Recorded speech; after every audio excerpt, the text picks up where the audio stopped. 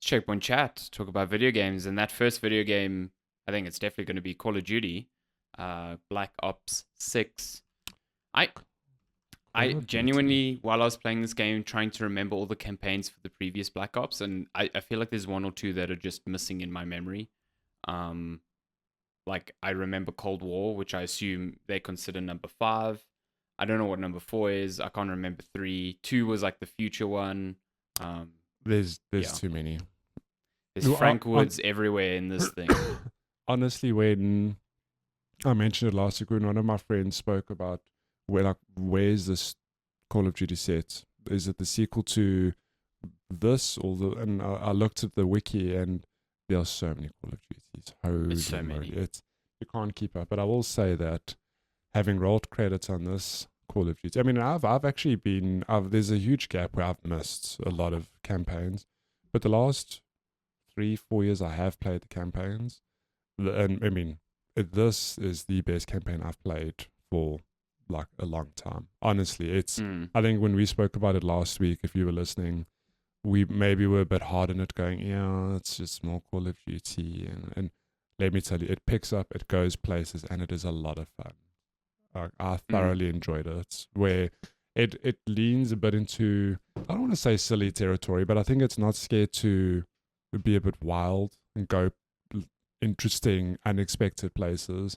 And I think also on top of that, there are a lot of linear missions. Where you're going from A to B, but there are quote unquote like more open ended missions that let you choose stealth, do that, do objectives in the order you choose, or there are like three ways to do an objective, and it's just a neat way to do Call of Duty, which I didn't quite expect, honestly. yeah, no, 100%. I think, especially the mission you're showing now in the footage, is a good example of the variety because it starts off with you at a like a party for politicians, Mm, and it almost feels like Hitman esque because you've got mm, these three objectives that you can complete, and each of those has their own like subplot that eventually gets you to your objective. But it feels like, oh, go speak to this person, and they will tell you where you can find this item that will then tell you where you can find this thing. mm, As opposed to, oh, you can sneak around guards and eavesdrop on this conversation that will give you a hint as to where to go next. It's like there's no shooting, there's no nothing. It is very directed. It's not as mm. free form as say Hitman, but No. it's different. You know what I mean? Yeah. It feels different, and I think the campaign has got a lot of that variety, and it doesn't reuse a lot of its ideas, which I think is quite admirable. I do think it really hits its stride. Like, is it just before halfway or just over halfway?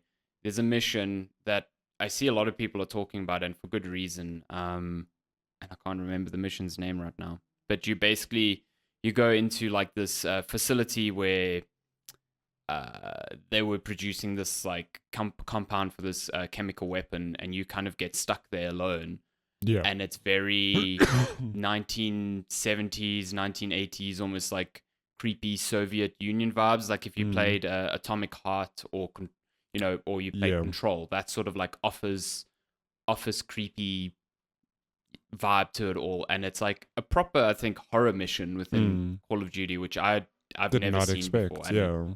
yeah, it is such a standout mission. It is Yeah. Really so good. good. Like a whole reinterpretation of how combat works. You've got this grappling hook that feels incredible to use. Mm, It's such a eerie setting, and from then on, I don't think it stopped. It just maintained that sort of mm. momentum right until the end, and I really really enjoyed it. Oh, yeah. No, that definitely was a standout and unexpected mission. That was when I say the studio went places like that is like I think they must have had fun putting that mission together because Mm, it's Call of Duty, but it doesn't feel it's like it's it's weird to have that in a Call of Duty.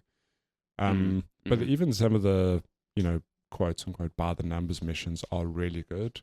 The casino one, I thoroughly enjoyed that. I Oh mean, yeah, fantastic. close your Yeah. eyes and just don't think too hard about it because how would you rob a casino as quickly? They're like, we need to get this. Let's go do it, and they do it. But just even that is the classic cinematic Call of Duty where Cinematic. you you you literally just walking through a mission and things are happening, but just how it's presented. I just really enjoyed that particular mission where it is like, okay, now you're doing this, and now you switch to this person who has to do that, and then now you've got the person on the inside who's doing this, and just the way it was strung together, I thoroughly enjoyed that. It Like was that, very Italian job in a yeah, way. It felt good. 100%. Yeah. I mean, even that is like it's Call of Duty, but it's this emphasis on like this stealth mission, which inevitably ends in a lot of shooting. But those little in between moments are so appreciated. And even on the shooting, like I'm not going to criticize that. This is Call of Duty always feels good to me. I mean, Yeah. like I said last week, if you playing the multiplayer, I'm sure there are nuances which are completely lost to me because I don't put hundreds of hours into the multiplayer. But I do take my hats off to Activision that there's a lot of Call of Duties, but year on year they've made sure the shooting always feels good. And I think this iteration, the weapons are just fun to use. Like I thoroughly enjoyed every weapon I used. Sounds good, feels good to reload. That Omni movement, we've touched on it last week as well, where it's this new movement system where you can sprint in any direction. I don't know how you don't have that in future Call of Duties. It feels right. And Yeah, 100%. this I don't know if there's a name for the system, but aiming around corners, how the gun anchors, you can't not have that in Call of Duty. That to me is like that set the benchmark now, and I think other games could learn from that as well. How it just feels so natural. You honestly don't even know it's happening. It just happens when you peep around a corner, the angle changes with you, and yeah, it's so solid. Yeah, no, it's great. I mean, Call of Duty lives and dies on how it feels, and I think in the years where they were trying to get back to the whole boots on the ground mantra, like bring it more realistic and more like less arcadian feel was fine, but I feel like the swing back in the other direction definitely feels welcome.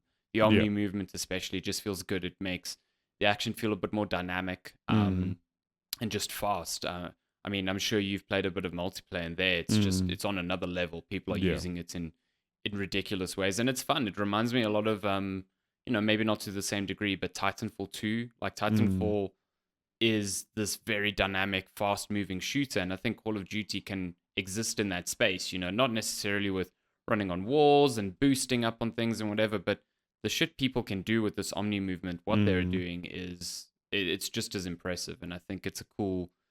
It reinvigorates the action in a way that the past like 3 games really haven't. So I had a great time with it. I really enjoyed the campaign. The story is a bit nonsense, especially by the end of it. Like I don't really know what's happening. But it was still fun. Like the settings you get put into, like you said, the casino, the weird creepy lab was a really good one. And just these sort of options that you have during each mission to be stealthy or go loud, and to constantly chop and change that is really good. I mean, like you said, if you think about it too hard, the stealth really doesn't work, because like you can go loud in an area, kill everyone, and then in the next like room, everyone's like completely unaware that this massive firefight just happened next to it. And it's like, okay, if you really think about it hard, none of this makes sense, but it does lead to just some fun moments where you can just have fun with the mechanics and enjoy them on your terms, which I think is a great way to play, as opposed to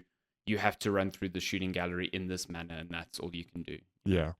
Oh, sorry, just seeing the footage of me picking up money. One thing we didn't touch on in the campaign is that it does have, it's the old faithful modern day, quote unquote, like a bit of an RPG system, like an upgrade system where you collect money throughout your missions, because people leave these thousands of dollars just lying around.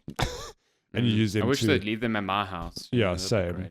And you use that to like level up your character. So, faster reload, better aim, etc., etc. And even that, just like, it's not needed, but it's a nice touch that you feel your character getting better as you go. It's very superfluous. I actually didn't even start engaging with it like until halfway later through the campaign, because I straight up forgot it existed.